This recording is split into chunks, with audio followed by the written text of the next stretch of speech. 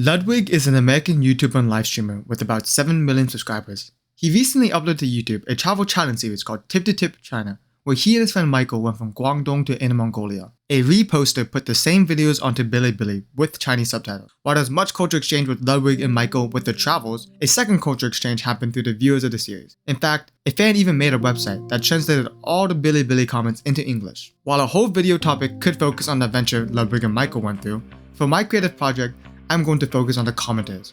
My goal is to showcase that because of website differences and cultural differences, commenters on YouTube versus bilibili have different responses, humor, or engagement despite watching the same material. This is my video essay, a content analysis of YouTube versus bilibili comments using Ludwig's Tip to Tip China.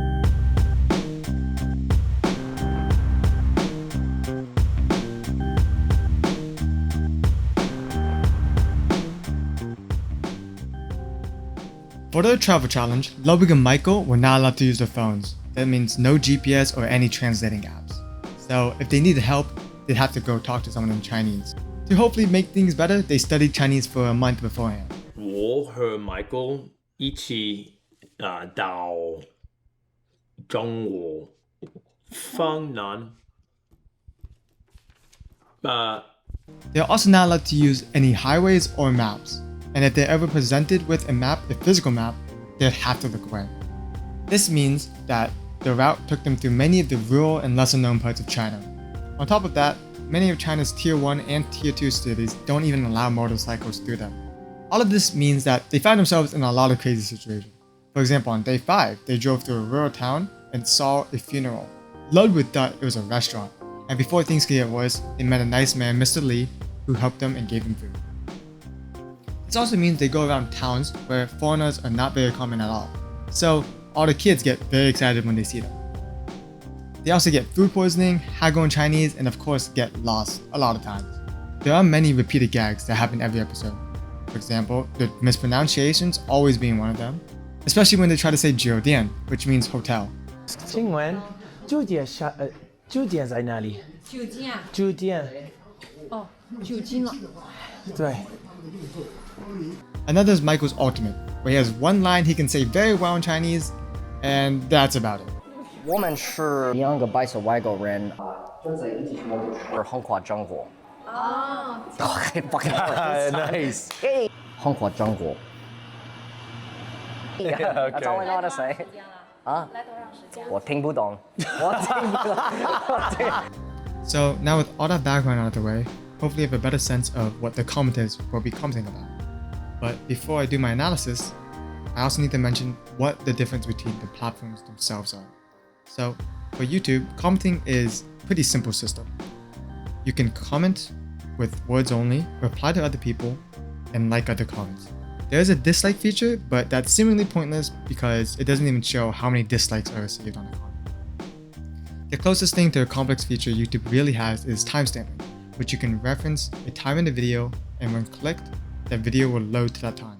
Bilibili has all of that, but two unique features that I think will matter. The first is the ability to post images at the start of your comment thread, and the second is the Danmu comment system, which are the comments that flow from the right to the left at the top of the screen and are synced to the time in the video. In my video essay, I want to find if humor on both platforms and the comments are the same, and if they're different, I want to find to what extent is that difference from platform differences or cultural differences or something else entirely.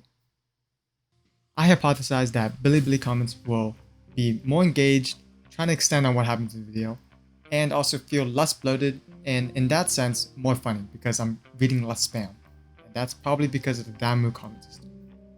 So I got started by just scrolling through hundreds of comments, but before I finalized my thoughts, I wanted to see if a random bystander could tell the difference. What country are you from? Beijing. No, what country are you from? Cat line. Fire emoji, fire emoji, fire emoji. So what do you think? Yeah, Billy or YouTube? This is definitely YouTube because it's like a common trend where you see quotes from you just see people quoting the actual video on YouTube. So Are these two a couple? This is Chinese from Bilibili because here's my logic. This comment is phrased in a way where it sounds more like a genuine question, and if you're trying to put it in an esoteric way, the wording would be more like these two guys should be a couple. Harry Potter and Captain America standing together is still pretty surreal. My litmus test is like if it's funny, it's YouTube, and if it's not funny, it's just bilibili. Because I feel like Okay. the translation just butchered it. So is this funny? Dude, this is the like. No. So it's bilibili. You guys are doing amazing work. I think it's a comment from bilibili because I don't know anyone who would type like this in a YouTube comments. You're wrong, it's YouTube actually. But the smoking issue is genuinely serious. YouTube. YouTube. Oh, really? Well, I feel like the way that the comment was made is kind of like a judgment or like kind of like a criticism. Mm-hmm. If you were like Chinese and you're commenting, instead of like judging or criticizing, you would feel bad, kind of. You're like feel sorry. We need to improve on that, something like that. Yeah, you're wrong. This is bilibili. It has 1,000 likes too. It's translation, bro. So finally, what did I find? For one, YouTube comments were definitely more quotey. This means that so many comments I was looking at was just a viewer quoting something that happened in a video and not really adding anything to it. This kind of goes hand in hand with someone who just references a moment in the video and just adds LOL or LMAO, something like that. But of course, there's still comments that, while referencing something in the video, they still added their own little vibe to it. And this vibe, for what I got, was kind of like they were just sitting back and enjoying. And this meant also that they kind of wanted to see more like mistakes or like funny moments like that. And for the comments that were making jokes, the jokes were usually ones that poked fun at the creator. And I think that can also be seen back with a lot of the quotes or like timestamps. A lot of these quotes are coming from moments, you know, like Ludwig and Michael are embarrassing themselves, while the timestamps are really phony moments because they mispronounce a word. On the other hand, I found bilibili comments to be more critical. Not in the sense that they're harsh or mean, but just that they're more engaged. They, for example, ask questions about what they watched, or they even added insight into what they watched. But not to say that there weren't any similarities. Of course, there's still many comments that reference a funny moment in the video or quoted the video, but I think they still tended to less rely on straight up quoting something that happened and more trying to add on like a joke to it. Or every single comment was funnier, but I would say the high of the bilibili comments to me were funnier. And I think that had to kind of do with kind of the use of more like poetic or imagery in what they said. And actually, I think a lot of this does indeed come from the platform gamers. So for example, with images, I saw a lot more memes. For example, if they thought Ludwig and Michael looked a little bit like Captain America and Harry Potter, boom, here's an AI edited image of that. Also, the images kind of go with more external discussion. So for example, I saw comments that like screenshotted something from Douyin, and it would just be on bilibili and they would share that. Or someone who was at a location Michael and Ludwig went to, they have a picture of it and they post it. So discussion can happen right in the comment section. With YouTube, however, if you really wanted to have kind of those kind of discussions, you would have to resort on like more external websites like Reddit or Twitter. And while maybe on surface level the Damu comments look a little gimmicky, I actually think they elevated my experience. And it doesn't even have to do with me reading the comments themselves. I think since the comments are synced with time, that means the actual comment section did not have a bunch of spam about random quotes or like timestamp moments with an LOL attached, because instead of having to make a comment, they could just make a Damu comment. The Damu comments are even sometimes just ha ha ha ha. It being there instead of the comment section makes it feel a lot less spammy.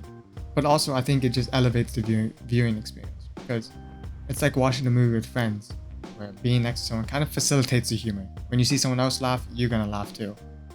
But also this still might be kind of a confounding variable, an external variable, that doesn't really have to do with anything besides the fact that the video content itself is about two Americans in China. And it was probably designed initially for American viewers. This means that when Chinese people watch it, there's kind of an obligation, you know, to represent China when they comment. Or they just have more knowledge about China, so then they can add in more information. Whereas Americans would just want to sit back and watch because they don't really know what's going on. Also, I think there's a sense of pride because, you know, they are in China. I think this can be seen in two major points. One, when they first got food poisoning, and second, when a lot of kids were smoking in front of them. You would see that You know, Americans didn't really mind this smoking, they thought it was cool even.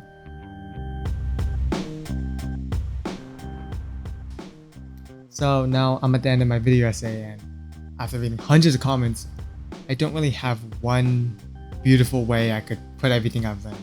But at least I'll say this wasn't ever a competition. I wasn't trying to find which commenters were better. But I did find, you know, platform differences do make a difference in how comments. And I think there are some positives with Bilibili's features that YouTube doesn't have. And at least in terms of, you know, enhancing what commenters can do. But even I think the best part of all of this was just the culture exchange that happened, you know, thanks to Lugboost's YouTube channel and thanks to the re-uploaders and translators and everyone. This has just been a pretty awesome and funny moment for two sides of the world to interact. And I think they agree too.